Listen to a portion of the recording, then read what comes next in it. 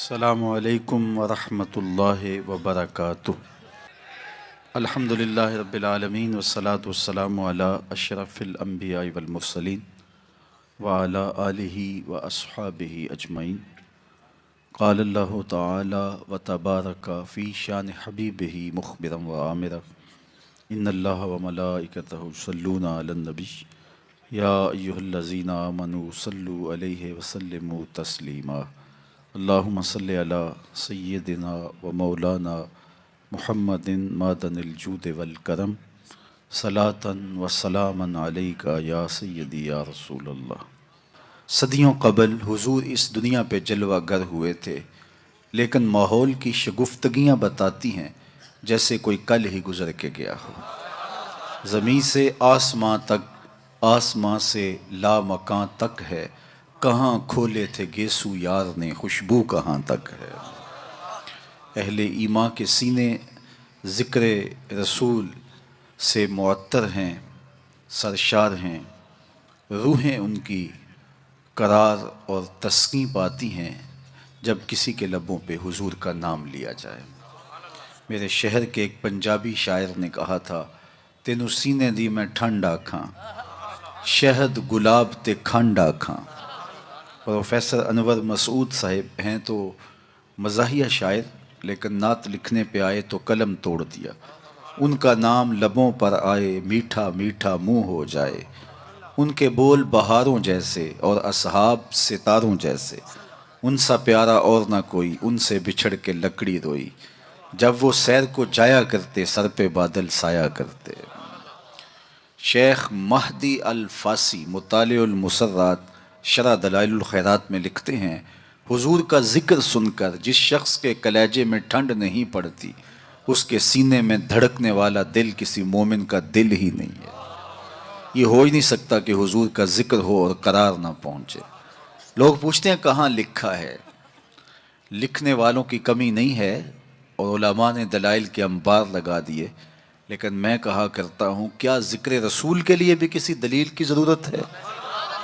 کبھی ایسا ہوا ہے پھولوں کا تذکرہ چھڑا ہو اور بلبل کہے کہاں لکھا ہے؟ بات شمع کی ہو رہی ہو اور پروانہ دلیلیں ڈھونڈ رہا ہو، اور یہ بھی ممکن نہیں کہ بات سرکار مدینہ کی ہو رہی ہو اور امتی کو دلیل کی ضرورت ہو۔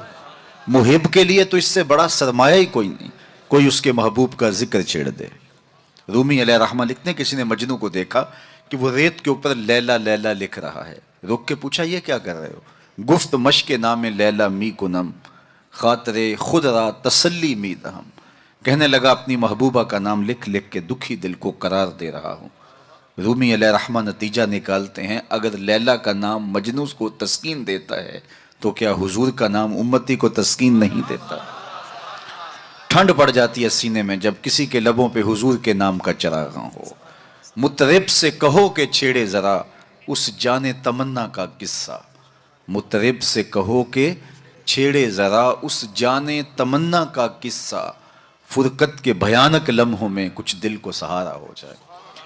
آج کی اس خوبصورت مجلس کا عنوان آپ نے رکھا محبت رسول صلی اللہ علیہ وسلم۔ محبت ایک عنوان ہی ایسا ہے، جب کسی کے لبوں پہ لفظ محبت آئے تو روح تک کی پیاس بجھتی ہے۔ محبت ایک داعیہ ہے جو کسی کے لیے بے تابیاں پیدا کرتا ہے، تڑپ پیدا کرتا ہے۔ کوئی دل محبت سے خالی نہیں ہو سکتا۔ جب سینے میں دل ہے تو پھر کوئی دل بر بھی ہوگا، پھر کسی کا انتظار بھی ہوگا، رت جگے بھی ہوں گے، پھر آہیں بھی ہوں گی، سسکیاں بھی ہوں گی، پھر ملنے کی طلب بھی جاگے گی، پھر تگ و تاز بھی ہوگی، جد و جہد بھی ہوگی، وصل اور ہجر کے لمحے بھی ہوں گے۔ اور یہ ہو نہیں سکتا کہ دھڑکتا ہوا دل سینے میں ہو تو اس میں محبت نہ ہو۔ غالب نے کہا تھا کہ غم اگرچہ جاں گسل ہے، پہ کیا بچیں کہ دل ہے، غم عشق اگر نہ ہوتا غم روزگار ہوتا۔ یہ تو ہو ہی نہیں سکتا کہ دل ہو اور کوئی دل بر نہ ہو۔ تو جب سینے میں دھڑکتا ہوا دل رکھا ہے تو پھر کسی کی تانگ تو ہوگی، پھر انتظار تو ہوگا، پھر کسی کے ملنے کی آس تو ہوگی، پھر رت جگے تو ہوں گے۔ اور اس دل کا یہی زیور ہے، یہی دل کا حسن ہے، یہ بے تابیاں ہی اس دل کا جمال ہے۔ اقبال نے کہا، قید میں پہنچا تو حاصل مجھ کو آزادی ہوئی، دل کے لٹ جانے سے اس گھر کی آبادی ہوئی۔ ہر شے لٹتی ہے تو برباد ہوتی ہے، یہ لٹتا ہے تو آباد ہوتا ہے۔ برق گرتی ہے تو یہ نخل ہرا ہوتا ہے۔ ایک عجیب کائنات ہے، ہر شے ٹوٹ جائے تو بے وزن ہو جاتی ہے، بے قیمت ہو جاتی ہے۔ یہ شیشہ آپ گنا کتنا قیمتی ہے، لیکن اگر اس کو توڑ دیا جائے، چور چور ہو جائے تو اس کی کوئی قیمت نہیں رہے گی۔ لیکن جتنا زیادہ دل ٹوٹے گا اتنی ہی قیمت بڑھ جائے گی۔ تو بچا بچا کے نہ رکھ اسے، تیرا آئینہ ہے وہ آئینہ کہ شکستہ ہو تو عزیز طرح ہے نگاہ آئینہ ساز میں۔ یہ جتنا زیادہ ٹوٹ جائے اتنی قیمت اس کی بڑھ جاتی ہے۔ تو یہ طے شدہ ہے کہ جب سینے میں دل ہے تو پھر کوئی دل بر بھی ہوگا۔ اب کسی سے ہم محبت کرنے پہ مجبور ہیں، کیوں مجبور ہیں؟ اس لیے کہ ہمارے سینے میں دل رکھا ہوا ہے۔ جب دل ہے تو پھر دل بر کی بھی تلاش ہوگی۔ اب کسی سے محبت ہم کرتے کیوں ہیں؟ اس کی بھی تو کوئی وجوہات ہوتی ہیں، کسی سے محبت کیوں کی جاتی ہے؟ عمومی طور پہ کسی سے محبت اس لیے کی جاتی ہے کہ اس کا ہمارے ذمے کوئی احسان ہے، تو ہم محبت کرتے ہیں کہ اس نے ہمیں مشکل وقت میں ہمارے کام آیا تھا، تو اس کے لیے جذبات محبت پیدا ہو جاتے ہیں۔ اگر کسی سے محبت اس لیے کی جاتی ہے کہ اس کا کوئی احسان ہے ہمارے ذمے، تو پھر آؤ حضور سے محبت کریں، اس لیے کہ ہم اپنے وجود میں بھی ان کے محتاج ہیں۔ اگر وہ جلوہ گر نہ ہوتے تو کائنات کو خلعت وجود ہی نہ ملتا، محمد نہ ہوتے تو اے بندہ پرور خدا خود ہی ہوتا، خدا ہی نہ ہوتی۔ یہ کائنات کو تعین نصیب نہ ہوا ہوتا اگر حضور تشریف نہ لاتے، کائنات کو وجود ہی نہ بخشا جاتا اگر حضور جلوہ گر نہ ہوتے۔ اقبال کا لہجہ بھی دیکھ لیجئے، ہو نہ یہ پھول تو بلبل کا ترنم بھی نہ ہو، چمنے دہر میں کلیوں کا تبسم بھی نہ ہو، نہ ہو یہ ساقی تو پھر میں بھی نہ ہو، خم بھی نہ ہو، بزم توحید بھی دنیا میں نہ ہو، تم بھی نہ ہو۔ خیمہ افلاک کا استادہ اسی نام سے ہے، نبض ہستی تب شامادہ اسی نام سے ہے۔ کسی سے اس لیے پیار کیا جاتا ہے کہ وہ ہم سے پیار کرتا ہے، تو پیار کے بدلے میں پھر پیار کیا جاتا ہے۔ یہ ایک داعیہ ہے کسی سے پیار کرنے کا۔ اور اگر آپ کسی سے اس لیے پیار کرتے ہیں کہ وہ ہم سے پیار کرتا ہے، تو غار سجدہ کے نوکیلے پتھروں پر پیشانی رکھ کے تمہارے لیے کون آنسو بہاتا رہا؟ دنیا پہ جلوہ گر ہوتے ہوئے اس امت کی بخشش کی دعائیں کون کرتا رہا؟ حضرت فضل بن عباس کہتے ہیں، میں وہ آخری شخص تھا جس نے حضور علیہ السلام کو لحد میں اتارا، تو میں نے کفن کی تنیاں کھولی اور میرے دل میں آرزو پیدا ہوئی کہ میں چہرہ انور کی زیارت تو کر لوں۔ جب میں نے تھوڑا سا کفن کو سرکایا تو لب ہل رہے تھے، مجھے شوق ہوا کہ میں سنوں اس موقع پہ کیا کہہ رہے ہیں، تو میں نے اپنے کان کو حضور کے ہونٹوں کے قریب کیا تو آواز آ رہی تھی، رب حب لی امتی، اللہ میری امت کا معاملہ میرے ہاتھوں میں ہی دے دے۔ اللہ اکبر۔ اگر کسی سے اس لیے محبت کی جاتی ہے کہ وہ صاحب کمال ہے، مختلف ہیروز سے، دنیا کے دانشوروں سے، بڑے لوگوں سے آپ اس لیے محبت کرتے ہیں کہ وہ صاحب کمال ہوتے ہیں۔ اگر یہ داعیہ ہے کسی سے محبت کرنے کا، تو پھر اس سے محبت کیجئے، بالغ العلا بکمالہ، جس کے کمال کو کائنات کی کوئی شے چھو ہی نہیں سکتی۔ عقل انسانی بھی وہاں بے بس ہے۔ میرے امام بولے، خرد سے کہہ دو کہ سر جھکا لے، خرد سے کہہ دو کہ سر جھکا لے، گماں سے گزرے گزرنے والے، یہاں خود پڑے ہیں جہت کو لالے، کوئی کیا بتائے کدھر گئے تھے، سراغ عین و متا کہاں تھا، نشان کیف و الا کہاں تھا، نہ کوئی ساتھی نہ کوئی راہی، نہ سنگ منزل نہ مرحلے تھے، کمان امکان کے جھوٹے نکتوں تم اول آخر کے پھیر میں ہو، محیط کی چال سے پوچھو کدھر سے آئے کدھر گئے تھے، کوئی حد ہے ان کے عروج کی، بلغ العلا بکمال۔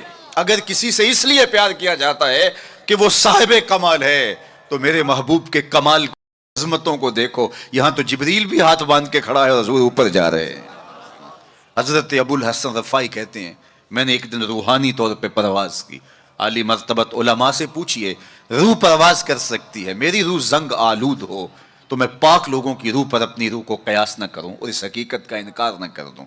روحیں آپ دیکھتے ہیں خواب میں کہاں سے کہاں پہنچ جاتی ہیں، تو روحوں کی پرواز ممکن ہے۔ تو وہ کہتے ہیں کہ میں 7 لاکھ عرش عبور کر گیا، میری روح نے اتنی پرواز کی۔ آواز آئی کہ کہاں جا رہے ہو؟ تو میں نے کہا مالک معراج کی شب جس عرش کی چھاتی پہ محبوب کے قدم لگے تھے، میں اس عرش کو دیکھنے کے شوق میں آیا ہوں۔ نہ سفر بشرط معال ہے، نہ طلب بقید سوال ہے، فقط ایک سیری ذوق کو میں بھٹک رہا ہوں کہاں کہاں، میرے دل کی یہ خلوتیں کئی بار سج کے اجڑ گئیں، مجھے بارہا یہ گما ہوا تم آ رہے ہو کشاں کشاں۔ کہا میں تو سچ کی تلاش میں نکلا ہوں، تو پھر آواز آئی ارجع لا وصول لک، ابو الحسن پلٹ جاؤ، تم کروڑوں سال بھی پرواز کرو، جس عرش کی چھاتی پہ محبوب کے قدم لگے تھے وہاں تمہارا خیال بھی نہیں پہنچ سکتا۔ جس نبی کے قدم اتنے اونچے ہیں اس نبی کا سر کتنا اونچا ہوگا؟ کوئی حد ہے ان کے عروج کی؟ بالغ العلا بے، مولوی کا تو دماغ خراب ہو گیا کہ ترازو لے کے تولنے بیٹھ گیا، اس سے تولنے لگا جو تولا نہیں جا سکتا۔ یار سونار کے چھوٹے سے ترازو پہ رتی ماشے کا حساب تو کیا جا سکتا ہے، لیکن منو ٹانوں کا حساب تو نہیں آ سکتا۔ عقل کے ترازو پہ تولنے کا شوق آ جائے تو میں آپ کو تول لوں، آپ مجھے تول لیں، تو جو نبیوں کا بھی امام ہو۔ ڈٹھے ورق قرآن دے پھول سارے، تیری شان جیا نہیں کوئی ہور ڈٹھا، تیری شان دا کرے مقابلہ جڑا انہوں عاشقاں اصلی چور ڈٹھا۔ کوئی نور آکھے کوئی بشر آکھے، پیندا رات دنے ایہو شور ڈٹھا، اللہ والیاں گل مکا دیتی تساں ہور ڈٹھا اساں ہور ڈٹھا۔ تم نے حلیمہ کی بکریوں کے پیچھے پیچھے دیکھا ہے، سدرہ پر جبریل سے آگے آگے نہیں دیکھا۔ اور اقبال بولا تو نے یوسف کو کنویں میں دیکھا تو کیا دیکھا، آرے ناداں جو مطلق تھا مقید کر دیا تو نے، تو ابھی تک کنویں میں ڈھونڈ رہا ہے، وہ مصر کے تخت کا مالک بھی بنا ہوا ہے۔ تو کہا اگر کسی سے اس لیے پیار کیا جائے کہ وہ صاحب کمال ہے تو میرے رسول کے کمال جیسا کمال کس کو نصیب ہوا؟ اچھا کسی سے اس لیے بھی پیار کیا جاتا ہے کہ کل مشکل میں کام آئے گا۔ لوگ تعلق رکھتے ہیں ایسے لوگوں کے ساتھ جو اوکھے ویلے کام آ سکتے ہوں، ان سے رشتے قائم کرتے ہیں، ان سے دوستیاں رکھتے ہیں، ان کو تحائف دیتے ہیں۔ یار زندگی میں کبھی بھیڑ بن جائے تو کام آ جائے گا۔ سیاسی لوگوں سے، افسران بالا سے لوگ تعلق قائم رکھتے ہیں کہ اوکھے ویلے کام آئے گا۔ کسی سے اس لیے پیار کیا جائے کہ وہ اوکھے ویلے کام آئے گا۔ مجھے بتاؤ نزع سے اوکھا ویلا بھی کوئی ہو سکتا ہے؟ مجھے بتاؤ حشر سے اوکھا ویلا بھی کوئی ہو سکتا ہے؟ اگر کسی سے اس لیے پیار کیا جائے تو پھر حضور سے پیار کرنا چاہیے، اس لیے کہ اوکھے ویلے وہ کام آئیں گے جب کوئی کسی کو نہیں پوچھ رہا ہوگا۔ فرمائیں گے شفاعتی لأہل الکبائر من امتی، بڑے بڑے آجو میرے دامن میں لپٹ جاؤ۔ اعلی حضرت بولے پیش حق مجدہ شفاعت کا سناتے جائیں گے، آپ روتے جائیں گے ہم کو ہنساتے جائیں گے، وسعتیں دی ہے خدا نے دامن محبوب کو، جرم کھلتے جائیں گے اور وہ چھپاتے جائیں گے۔ اچھا کسی سے پیار اس لیے بھی کیا جاتا ہے کہ وہ سونا بڑا ہے۔ عمومی طور پہ دنیا پہ سب سے بڑا داعیہ محبت کا یہی ہے، کوئی کسی سے اس لیے پیار کرتا ہے کہ وہ صاحب جمال ہے، کسی کو کسی کے لب پیارے لگے، کسی کو کسی کی زلف دراز اچھی لگی، قدِ رانا پہ جانوار دینے کے لیے کوئی تیار ہوا، کسی کی آنکھوں میں ڈوب جانے کو جی چاہتا ہے، کسی سے کوئی پیار اس لیے کرتا ہے کہ وہ سونا بہت ہے۔ چلو یہی داعیہ مان لیتے ہیں تو پھر زمانے میں لاؤ نہ اس حسین جیسا، کشفت دجا بجمالہ، مکھ چند بدر شاہ شانی ہے، متھے چمک دی لاٹ نورانی ہے، کالی زلف تے اکھ مستانی ہے، مخمور اکھی ہیں مد بھریاں۔ سیدنا ابو ہریرہ بولے کل قمر لیلۃ البدر لم ارى قبلہ ولا بعدہ مثلہ، کیا پوچھتے ہو 14ویں رات کا چمکتا ہوا چاند تھے میرے حضور؟ پھر کہا نہیں نہیں نہیں، حضور جیسا نہ پہلے دیکھا نہ بعد میں دیکھا۔ حسان بن ثابت پاس ہی کھڑے تھے، بولے کیسے دیکھتے؟ کسی ماں نے جنم دیا ہوتا تو دیکھتے۔ خدا نے وہ سچا ہی پن چھڑیا جدے وچ محمد نو ڈالیا، حسینہ جمیلہ دا منہ موڑ دیتا، محمد بنا کے قلم توڑ دیتا۔ 2000 میں خاکے 2006 میں خاکے تراشے گئے تو میں نے گلی گلی جا کے کہا تھا صاحب خاکے تو خاکیوں کے ہوتے ہیں، جو پیکرے نور ہو اس کے خاکے کون تراشے گا؟ خاکے تو بڑی دور کی بات ہے، اس کا تو ثانی بھی نہیں، سایہ بھی نہیں تھا۔ ثانی تو دور کی بات ہے، سایہ بھی نہیں تھا۔ مثل او در عالم امکان متصور نیست، ان کی مثل بزم عالم میں ممکن ہی نہیں ہے۔ رخ مصطفیٰ ہے وہ آئینہ کہ اب اس سا دوسرا آئینہ، نہ کسی کی بزم خیال میں نہ دکان آئینہ ساز میں۔ چاند کی طرف منہ کر کے تھوکنے سے تھوکنے والے کا اپنا منہ میلا ہوگا، چاند کی کرنیں کبھی بھی میلی نہیں ہو سکتی۔ ہرا کا چاند کل بھی روشن تھا، مدینے کا چاند آج بھی روشن ہے، اور رہے گا یوں ہی ان کا چرچا رہے گا، پڑے خاک ہو جائیں جل جانے والے۔ کسی سے اگر اس لیے پیار کیا جاتا ہے کہ وہ سونا بڑا ہے تو پھر آؤ اس محبوب کے حسن کو دیکھو۔ سیدنا جابر بن سمرہ رضی اللہ تعالیٰ عنہ فرماتے ہیں چاندنی رات تھی اور حضور لال دھاری دار یمنی چادر اوڑے استراحت فرما رہے تھے۔ میں کبھی چاند کو دیکھوں کبھی حضور کے چہرے کو دیکھوں۔ فائزہ ہو احسن عندی من القمر، پھر میں نے فیصلہ کیا چاند نہیں میرے حضور ہی سونے ہیں۔ اللہ اکبر، کیسا جمال دیا، کیسا حسن دیا. دیکھنے والے کہا کرتے ہیں اللہ اللہ، یاد آتا ہے خدا دیکھ کے صورت تیری. امام زرقانی نے اتنا خوبصورت واقعہ لکھا حضور کے جمال کا کہ روحوں تک جو ہے وہ قرار پہنچتا ہے. فرماتے ہیں کہ ایک دن حضور سیر کرنے کے لیے باہر تشریف لے گئے. ایک قافلے نے وہاں پڑاؤ کیا ہوا تھا اور ان کے اونٹ چل رہے تھے، تو حضور کو ایک سرخ رنگ کا اونٹ پسند آ گیا. علماء سے پوچھئے کہ عرب میں سرخ رنگ کے اونٹ کی اہمیت کیا ہے؟ جس طرح آپ کے ہاں اچھے ماڈلز کی گاڑیاں ہوتی ہیں اور آپ کہتے ہیں کہ نہیں فلاں گاڑی تو فلاں گاڑی ہے، تو ان کے زمانے میں سرخ رنگ کا اونٹ تو ایک نشان تھا عزت کا. تو سرخ رنگ کا ایک اونٹ حضور کو آیا پسند. تو قافلے والوں سے پوچھا بیچتے ہو؟ انہوں نے بیچنا تھا یا نہیں؟ حضور نے پوچھا تو کہا جی بیچتے ہیں. میرے شیخ کہتے ہیں میں دل ویچاں میں جگر ویچاں جے پیارا محمد آ جاوے، نہیں میں اپنا سارا گھر ویچاں جے پیارا محمد آ جاوے. انہوں نے کہا جی بیچتے ہیں. کتنے کا؟ اتنے کا سودا طے ہو گیا. کہا میں تاجرانہ غرض سے تو آیا نہیں تھا کہ قیمت ساتھ لے کے آتا، میں تو آیا تھا سیر کے لیے. اچانک تمہارا اونٹ پسند آ گیا، اگر تم میرے پہ اعتبار کرو تو اونٹ دے دو اور میں اپنے شہر جا کے اس کی قیمت بیچ دیتا ہوں. انہوں نے کہا کوئی اعتراض نہیں ہے. حضور نے اونٹ پکڑا، چل دیے. جب تک حضور جاتے دکھائی دیتے رہے وہ دیکھتے رہے، اور جب حضور نظروں سے اوجھل ہو گئے تو دلوں پہ ہاتھ رکھ کے کھڑے ہو گئے.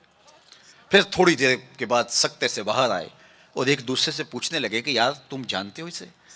جب کسی کو نقد سودا دیا جائے تو عطا پتہ نہیں پوچھا جاتا، اور جب ادھار دیا جائے یا تو آپ اسے جانتے ہوتے ہیں یا پھر درمیان میں کوئی ضامن ہوتا ہے یا وہ چیز کوئی گروی رکھتا ہے. کہا ایک شخص آیا اونٹ لے گیا، تم میں سے اسے جانتا بھی کوئی نہیں ہے. یار کسی نے پتہ پوچھ لیا ہوتا، اس نے شے گروی کوئی نہیں رکھی، کوئی ضامن بھی نہیں دیا. ایک بولا یار جب وہ باتیں کرتا تھا منہ سے پھول جھڑتے تھے. اذا تکلم رؤیا کالنور یخرج من بین ثنایاہ، میں تو وہی دیکھتا رہ گیا. دوسرا بولا کہ یار جب وہ مسکراتا تھا نا سامنے والے پہاڑوں پہ عکس پڑتا تھا. اذا ضحک کاد یتلالع فی الجدر. تیسرا بولا یار میں تو اس کی زلفوں کے پیچ و خم ہی دیکھتا رہا. چوتھا بولا میں تو اس کی آنکھوں کے ساغر میں ڈوب گیا. کیا خوب سجن دیاں اکھیاں نے، کیا خوب سجن دیاں اکھیاں نے جی میں پر کے سرائیاں رکھیاں نے. تو اجے میرا یار نے ڈٹھا جنوں ویکھ کے چن شرم آوے. ادھی راتی دن چڑھ جاوے جیو رخ تو نقاب اٹھاوے. تے جے او نکلے سیر کرن نو سارا گلشن سیس نواوے اتے دھرتی لف لف جاوے. جے ہاتھ پھلاں وچ رکھدا ہاتھ پھلاں تو ود جاوے. نین نشیلے مست رسیلے وچ سونا کجل سہاوے. اکھ اگڑے تے انج پیا جاپے جویں میں خانہ کھل جاوے. توبہ توبہ حسن سجن دا چال نہ چلی جاوے. بجلی ڈر دی لشک نہ مارے متا بے ادبی ہو جاوے. تے جے او کھولے پیچ زلف دے اتے راہی راہ پل جاوے. توبہ توبہ حسن سجن دا چال نہ چلی جاوے. علم خدا نے اینا دتا عقلاں وچ نہ آوے. عقل خدا نے اینی دتی علماں وچ نہ آوے. کی یہ جاز نظر وچ او دی جو آوے وک جاوے.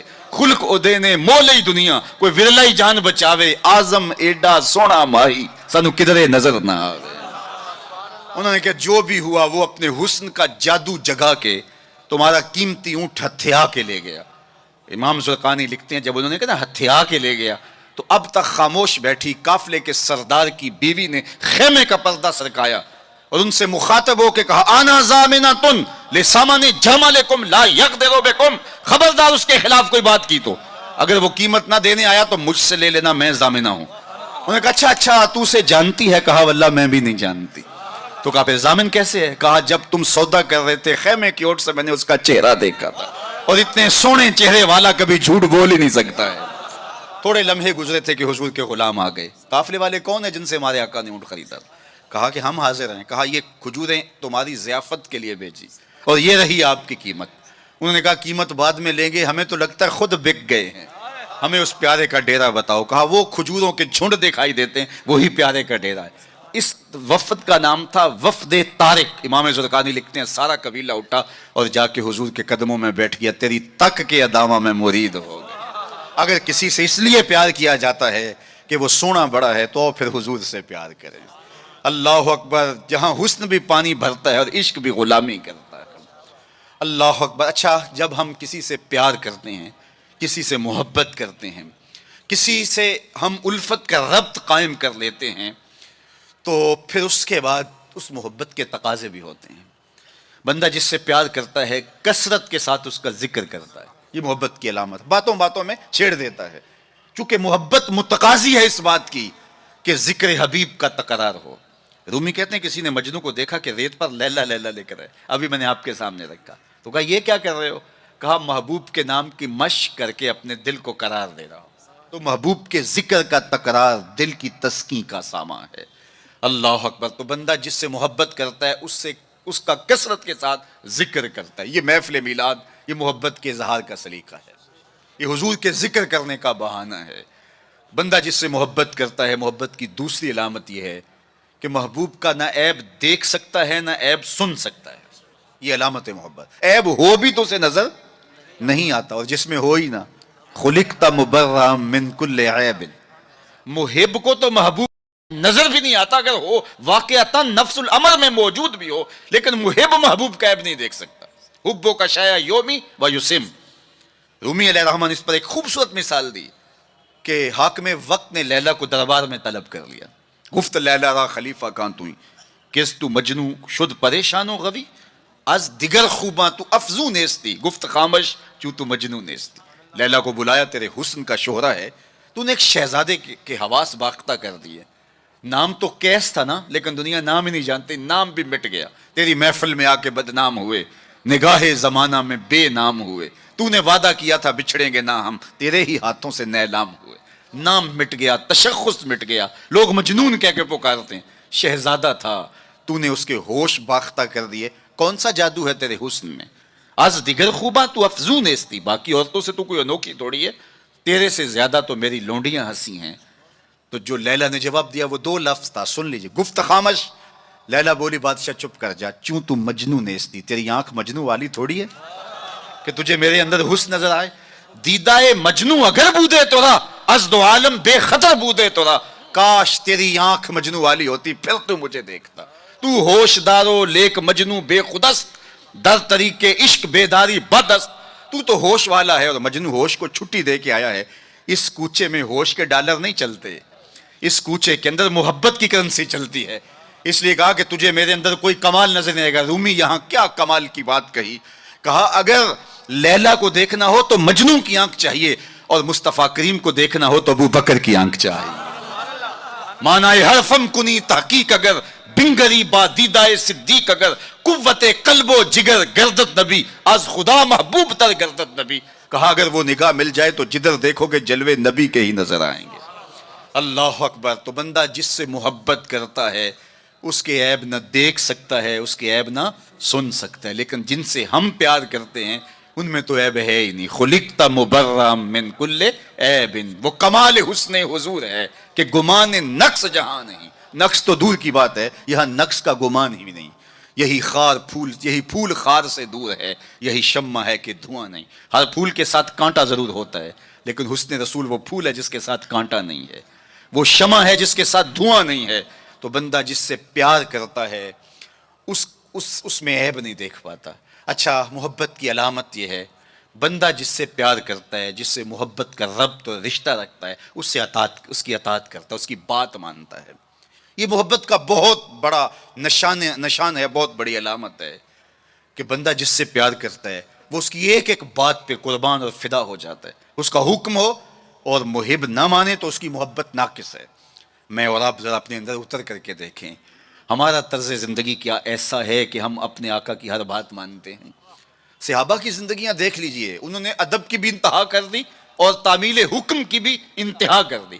یار حضور کا کہنا اور ارشاد کرنا تو بڑی بات ہے، انہوں نے صرف حضور کا چہرہ دیکھا اور منشا سمجھی، بس زندگی گزار دی. اللہ اکبر. حضرت انس بن مالک کو کسی نے دیکھا کہ شوربے سے کدو کے ٹکڑے نکال کے کھا رہے ہیں. کسی نے پوچھا یہ کیا کر رہے ہو؟ کہا مجھے نہیں پتا، ایک دن میں نے حضور کو کرتے دیکھا تھا. مدینے کی ایک گلی سے حضور گزر رہے ہیں تو ایک ایسا مکان بن رہا تھا جس طرز کی تعمیر کو حضور پسند نہیں کرتے تھے. تو کسی سے پوچھا کہ یہ کس کا ہے؟ کہا فلاں انصاری کا. کچھ نہیں کہا حضور نے، چلے گئے. کسی نے اس انصاری کو بتایا کہ حضور گزرے تھے، تیرا مکان دیکھا تھا، لیکن چہرے پر پسندیدگی کے آثار نہیں آئے، حضور خوش نہیں ہوئے. اس نے کہا اچھا. کہا ہاں میں ساتھ تھا. اس نے کدال پکڑا اور مکان کو زمین کے برابر کر دیا. 2-4 دن کے بعد میرے حضور کا دوبارہ گزر ہوا، ملبے کا ڈھیر پڑا دیکھا. کہا بلاؤ. اسے بلایا گیا. کہا میں گزرا تھا، تیرا مکان تھا، آج ملبے کا ڈھیر ہے، کدھر گیا مکان؟ عرض کی حضور میں نے گرا دیا. فرمایا کیوں؟ سنو. فرمایا کیوں؟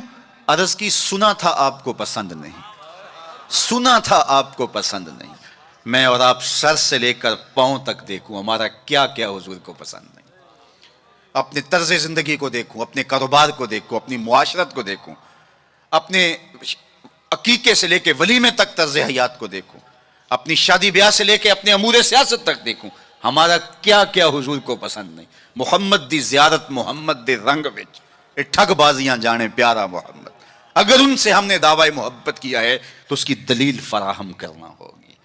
میرے آقا کریم علیہ الصلوۃ والسلام تو کسی سے وعدہ کر دیتے ہیں کہ میں تیرے آنے تک کھڑا ہوں، اور وہ جا کے بھول جاتا ہے، اور حضور 3 دن تک کھڑے ہیں، قضائے حاجت کے لیے جاتے ہیں، پھر آ کے کھڑے ہو جاتے ہیں کہ میں نے وعدہ کیا تھا تیرے آنے تک کھڑا ہوں، وہ بھی نہیں آیا، 3 دن راتیں گزر جاتی ہیں، پھر وہ ایک دن اچانک گزرا تو دیکھا حضور کھڑے ہیں، تو یاد آ گیا ہو یہ تو میرے سے وعدہ تھا، بڑا شرمندہ ہوا، شرمسار ہوا، اللہ اکبر، قریب آیا تو ڈر رہا تھا کہ مجھے کیا کہا جائے گا، لیکن صرف اتنا کہا تو نے مجھے مشقت میں ڈال دیا، قصور اس کا تھا، بھول وہ گیا، لیکن میرے حضور 3 دن تک کھڑے رہے ہیں، اور میں لوگوں کو خود ٹائم دیا کہ مجھے ملنے آنا، اس وقت گھر پہ ہوں گا، اور وہ دروازے پہ آ کے بیل دیتا ہے، اور میں بچوں کو کہتا ہوں جاؤ کہہ دو ابو گھر پہ نہیں ہے۔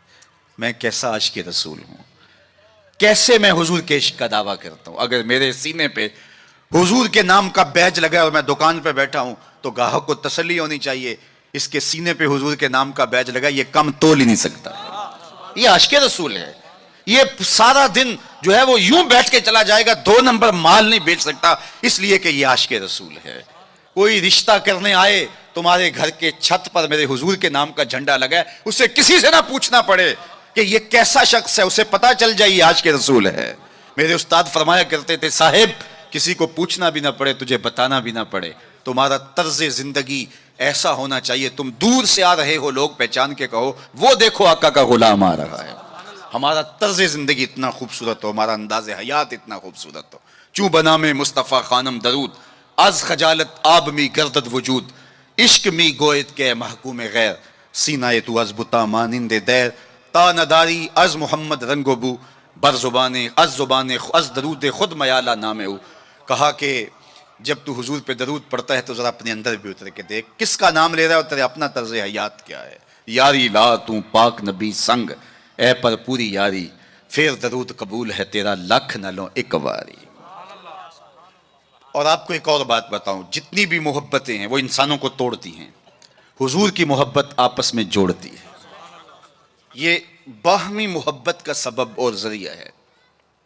اقتدار کی ایک کرسی ہے، 2 چاہنے والے، الیکشن ہو گیا، چونکہ محبوب مطلوب ایک ہے، چاہنے والے کئی ہیں، ایک کے 2 چاہنے والے رقیب کہلاتے ہیں نا، یہ تو میرا محبوب تھا تم نے کیوں دیکھا، لڑائی تک نوبت جا پہنچی، قتل و غارت تک معاملہ جا پہنچا۔ ایک کے 2 چاہنے والے رقیب کہلاتے ہیں، اور یہاں ایک کے اربوں چاہنے والے آپس میں حبیب کہلاتے ہیں۔ چوں گلے صد برگ مارا بو یکیست، اقبال بولا چوں گلے صد برگ مارا بو یکیست، او کے جانے ای نظاموں او یکیست، مستے چشمے ساقیے بتہاستیم، در جہاں مثل مو می ناستیم، ہزاروں قومیں وجود میں آئیں، دہر میں خشک و تر کے رشتے سے، ہم نے بنیاد دوستی رکھی یاد خیر البشر کے رشتے سے۔ تو اس لیے آئیے ہم حضور کے نام پہ جڑے۔ یہ امت 73-72 فرقوں میں کیوں بٹ گئی؟ یہ میرے رسول کا دیا ہوا دین تو نہیں تھا۔ ہم ایک دوسرے کے گریبان نوچنے لگے، پھر ہر فرقے کے اندر لابیاں، اور پھر ہر لابی کے اندر کئی جماعتیں اور گروہ بندیاں۔ حضور نے تو ہمیں وحدت کا درس دیا تھا، حضور نے ہمیں محبت کا سبق پڑھایا تھا۔ میں آج بھی پوری دنیا پہ یہ کہتا ہوں، آؤ محبت رسول پہ آ جاؤ، محبت رسول پہ آ جاؤ گے تو فرقے خود بخود دم توڑتے چلے جائیں گے۔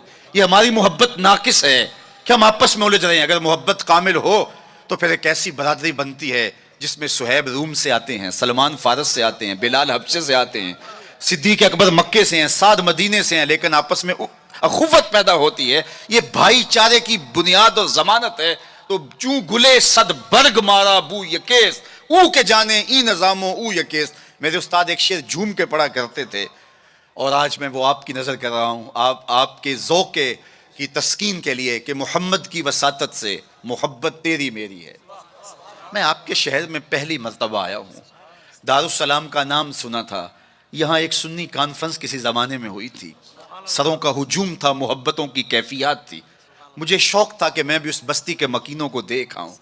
لیکن آپ کی آنکھوں میں چمکتا ہوا پیار، پیشانیوں پہ لکھی ہوئی محبت. میرا تو آپ کا پہلا تعارف ہے، میری آپ کی برادری الگ ہے، میرا آپ کا کوئی کاروباری سانج نہیں ہے، لیکن آپ کے دل میں میرے لیے محبت اور میرے دل میں آپ کے لیے دعائیں. یہ رشتہ قائم کیسے ہوا؟ تو میرے استاد جھوم کے پڑھا کرتے تھے، محمد کی وساطت سے محبت تیری میری ہے، محبت اصل ہے ان کی، نہ تیری ہے نہ میری. تو یہ وہ بنیاد ہے محبت کی. اور ایک بات اور کروں کہ جتنی بھی محبتیں ہیں، وہ غالب نے کہا تھا نا، عشق نے غالب نکما کر دیا، ورنہ ہم بھی آدمی تھے کام کے. ایک وہ عشق بھی ہے جو اچھے بھلے انسان کا بیڑا غرق کر کے رکھ دیتا ہے اور وہ منہ چھپاتا پھرتا ہے. وہ عشق نکما کر دیتا ہے، صلاحیتوں کو جو ہے وہ زائل کر دیتا ہے. ایک وہ عشق ہے، اور یہ وہ عشق ہے جو بلال کو پستیوں سے اٹھا کے کعبے کی چھت پہ کھڑا کر دیتا ہے. یہ بندہ نواز عشق ہے. اور یہ بھی سنیے کہ جتنے بھی عشق ہیں ان کا انجام رسوائی ہوتا ہے. میں سویر سے لے کر شام تک سڑکوں پہ سفر پہ ہوں. کل شیخو پورے تھا، پھر آج دھوبی گھاٹ، تو اب آپ کے پاس. کل اگلی منزل وہ کبھی کیا کسی نے کہا، کبھی عرش پر کبھی فرش پر، کبھی ان کے در کبھی در بدر، غم عاشقی تیرا شکریہ میں کہاں کہاں سے گزر گیا. میں ایک دن سیالکوٹ سے واپس آ رہا تھا تو راستے میں ایک جھونپڑا بنایا تھا کسی ملنگ نے، تو اس کے اوپر لکھا تھا سڑکوں والی سرکار. تو میں نے اپنے ساتھی سے کہا کہ یہ تو کنارے والی سرکار ہے، سڑکوں والی سرکار تو ہم ہیں کہ سویر سے لے کر شام تک سڑکوں پہ ہی رہتے ہیں. تو جو بندہ سڑکوں پہ رہے تو اس کے تجربات بھی فزوں تر ہوتے ہیں. تو آپ نے گاڑیوں کے پیچھے لکھے جملے لکھے پڑھے ہوں گے، میں تو روز ان مراحل سے گزرتا ہوں. کبھی کسی ٹرک کے پیچھے کچھ لکھا ہے، وہ لکھنے والے کے اس ڈرائیور کے نفسیات کا خلاصہ ہوتا ہے. تو کئی جملے تڑپا دیتے ہیں، کئی رلا دیتے ہیں، کوئی ایسے جملے ہوتے ہیں کہ پھر ہنسی نہیں تھمتی، اور کچھ ایسے جملے بھی ہوتے ہیں کہ جو ہے وہ لفظ سل جاتے ہیں. ایک جملہ آپ نے بھی پڑھا ہوگا اور بار بار پڑھا ہوگا، صنم بے وفا. تو میں اپنے دوستوں کو پوچھتا ہوں یہ بتاؤ کیا لکھا ہے، تو وہ کہتے ہیں جناب آپ بھی تو پڑھ رہے ہیں. میں نے کہا اس کا مطلب کیا؟ کہتے ہیں جناب آپ بتا دیجئے. میں نے کہا یہ تحریری احتجاج ہے، کسی نے کسی سے پیار کیا ہوگا اور بے وفائی کے لیے آج اپنی بھڑاس نکال رہا ہے، غصہ نکال رہا ہے. تو میں کہا صاحب تو نے پیار اس سے کیا جس نے بے وفائی کی، آ تجھے اس چوکھٹ پہ لے چلوں. جو ہاتھ پکڑتے ہیں تو حشر کے دن بھی نہیں چھوڑتے. تو محبت کا ربط ان سے قائم کیجئے، محبت کا رشتہ ان سے قائم کیجئے جو تمہارے لیے عزت کا باعث ہے. تم محبوب کا نام نہیں چھپاتے رہو گے، بلکہ تمہارے لیے قرارے جہاں ہیں، تمہارے لیے تسکینیں جہاں ہیں، ان کا نام اور ان کا ذکر تمہارے لیے راحتوں کا سما. وعلیکم السلام. تو ان کا ذکر راحتوں کا سما اور تسکین اور قرار کا ذریعہ بن جائے گا. تو یہ وہ نام ہے جو عزت نواز. میں تو یہ کہتا ہوں کہ یہ محبت ہمارے لیے عزت کا سبب ہے. اعلیٰ حضرت نے کیا خوب کہا، جس کا حسن اللہ کو بھی بھا گیا، جس کا حسن اللہ کو بھی بھا گیا، ایسے پیارے سے محبت کیجئے. ایسا تو نہیں کہ محبوب کا نام چھپاتے پھریں، بلکہ یہ وہ محبت ہے، وہ بندہ نواز محبت ہے کہ جو ہمارے لیے باعث فخر و مباحات ہے، ہمارے لیے باعث عزت ہے. اعظم چشتی نے تو قلم توڑ دیا، اپنا معیار زمانے سے جدا رکھتے ہیں، ہم تو محبوب بھی محبوب خدا رکھتے ہیں. وہ گلیوں میں آوارہ پھرنے والا کوئی شخص محبوب تھوڑا ہے کہ شرمندگی ہو. ہمارا محبوب تو وہ ہے کہ جو عرش کی راہوں کا سیاح ہے نا. تو یہ ناز ہے، یہ فخر ہے ہمارے لیے. تو پھر جس سے محبت کی جاتی ہے اس کی محبت کا ایک تقاضا، میری بات اپنے اختتام کو پہنچے، کہ بندہ جس سے محبت کرتا ہے اس کی فکر کو اختیار کرتا ہے اور اس کو اپنی روح میں اتارتا ہے، اور پھر اس کا مبلغ بن جاتا ہے، اس فکر کے ابلاغ کے لیے اپنی صلاحیتوں کو صرف کر دیتا ہے. تو میں اور آپ اگر آقا و مولا سے محبت کرتے ہیں، حضور سے الفت کا ربط و رشتہ رکھتے ہیں، تو ان کا لایا ہوا نظام حیات ہماری روحوں میں اترنا چاہیے.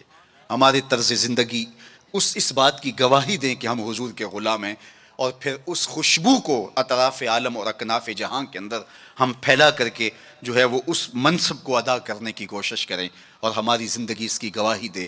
صحابہ نے اپنی زندگیاں اس مقصد کی خاطر لگائیں اور شب و روز ایک کر کے رکھ دیا. آج اصحاب رسول کی قبریں پوری دنیا کے اوپر ہمیں ملتی ہیں.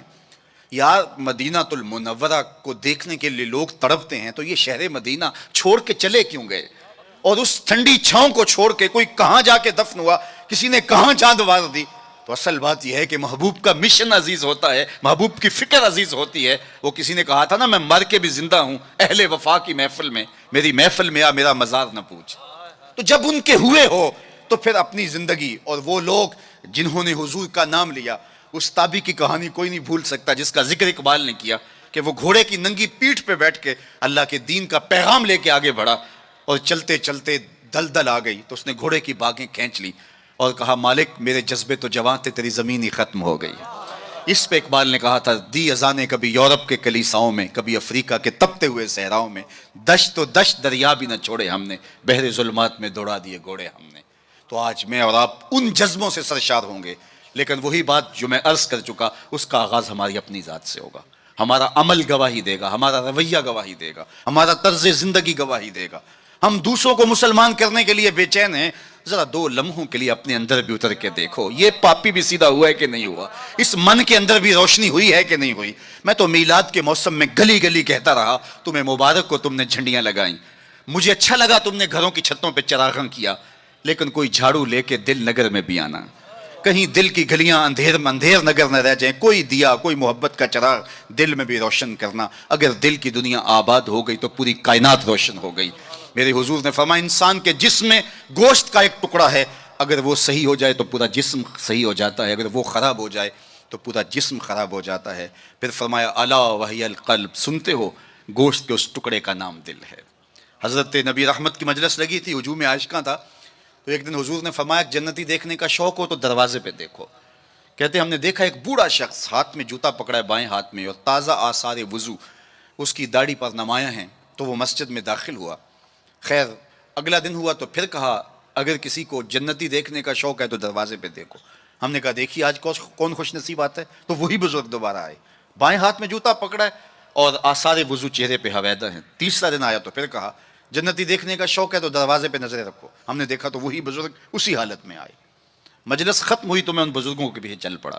حضرت عبداللہ بن عمر کہتے ہیں کہ میں جب پیچھے چلا تو انہوں نے کہا کیسے میرے پیچھے آ رہے ہو؟ میں نے کہا ابا جی سے کوئی شکر رنجی سی ہو گئی ہے، لڑائی سی ہو گئی ہے، تو میں 3 دن آپ کے پاس گزارنا چاہتا ہوں، تو مجھے آپ رکھ لیں گے؟ انہوں نے کہا کوئی بات نہیں، آ جاؤ۔